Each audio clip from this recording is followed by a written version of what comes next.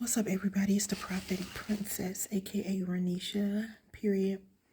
So I have this status all typed up, but I feel like the Lord wants me to actually share this with you all, okay? In a video. So this is a testimony that is especially going to encourage those of you that try your best to obey God and you feel like, do you see me? Do you hear me? Are you listening? What's going on? You tripping? I'm being picked at? All of this stuff. Sorry. So this time last month, I was on a 8-day, 7-night vacation in Miami, Florida. Now, there are people who work multiple full-time jobs that can't go to Miami for 7 nights by themselves. I had people, of course, in the restaurants or wherever I would run into them, and they would say, oh, how long have you been here? How long are you going to be here? And whenever I said 7 nights, I always got the same response. Like, they always looked at me like I was crazy, okay? Mind you, I was going to settle for like a 3-day, 2-night vacation, okay? Since I moved to Atlanta, November, I think I came November 12th last year, something like that. So almost a year, right? Since I moved here, the Lord has been giving me assignments back to back to back to back. I'm currently in what people call full-time ministry, not because I want to be here necessarily, not because I said, oh God, I want to be a prophet, an apostle, an evangelist, a teacher, or this or that, and I just want to be full-time ministry, and I just want to figure out how I'm gonna pay stuff every month. No. Can I have the bag, please? I applied for a job before I even came to Atlanta that I just knew I was going to get. Baby, they denied me on a Sunday. I'm still trying to figure out how the federal government sent me an email in the middle of a Sunday denying me. I'm still trying to figure that out, right? So I went on this vacation. I didn't know if I was going to ever get on and actually share it or make a post about it. I have tons of pictures and videos that I never posted because I like being happy in real life. I like enjoying moments. I'm not trying to impress anybody on social media. I'm not trying to flex. There's most of my business I just don't post, right? Whenever it comes to social media, you have to remember that you see what people want you to see, unless it's something that's leaked. You seeing what people want you to see. Remember that. So I never posted all of the stuff that I have, but Miami was the reset. It provided the reset and the rest that I needed. So I'm glad, because I was going to settle for like 3 days, 2 nights. But I was like, no, I've been doing too much. I've been doing too much for God for me to talk about, oh, well, just send me for a weekend, Lord. No, I'm fighting these people's demons. I'm doing deliverance ministry for it. I do not charge. I see why people charge, but I don't want to have to charge, because I don't want somebody that really doesn't have the money, because I can't speak for anybody else's sessions. I've heard about other sessions where people charge. I've heard good things, and then I've heard bad things where people shouldn't even be charging, okay? That ain't got nothing to do with me. As far as my sessions, I just don't want to be in a place where someone needs deliverance and then they can't because of the price tag that I have up, right? But I totally get why some people charge.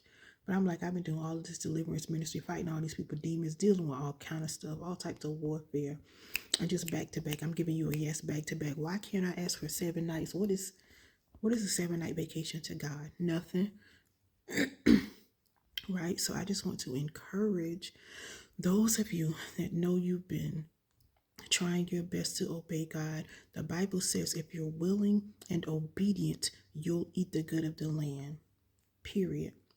And when you are obedient to the Lord, you can literally turn around and give his word back to him and say, God, why aren't you moving? I've been obedient, not perfect. It didn't say if you are perfect, you're going to eat the good of the land. No, it says if you're willing and obedient, even if you have to do it with tears in your eyes, crawling. Lord, sometimes I feel dumb. Y'all think anytime I release words or do whatever I'm doing that I'm like, oh, yay. No, sometimes I be feeling like a whole fool too. And I know people be talking about me, laughing at me, and all of that. But guess what? At the end of the day, I only care about the one I have to stand before when I die. Don't know when I'm gonna get out here. I'm claiming 120 years, but I don't know what I don't know. Right? So whenever I leave, I want to be able to say, well, Lord, I did everything you put before me, mission accomplished, right? So whenever you're obedient, you can give his word back to him. So I just want you to be encouraged. Hopefully this portion of my testimony encourages you. And there's so much more, like this whole, me even moving to Atlanta, that's going to be a whole series. And those testimonies, that's going to be an entire series. Okay. And I'm going to share it whenever the Lord starts releases me to start sharing video. It's so much. But he's always doing little things for me, right? Little things that turn into big things, or big little things. Even something he did for me yesterday that I cannot share. A big thing that he did for me yesterday that I can't share yet. It's like,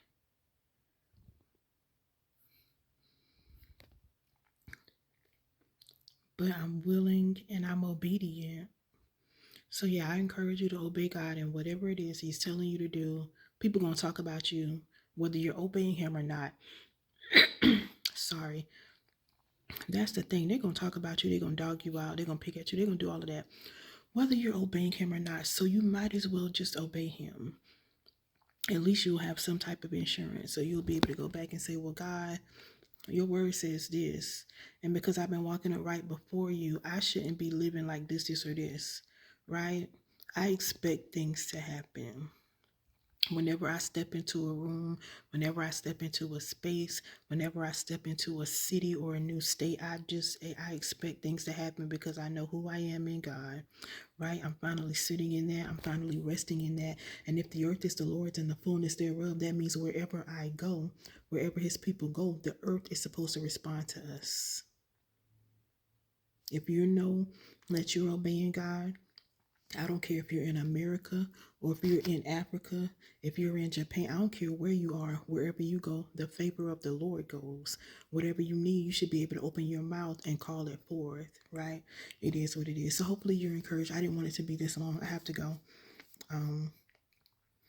I had this whole thing typed out. Hopefully I didn't miss anything that I was supposed to share.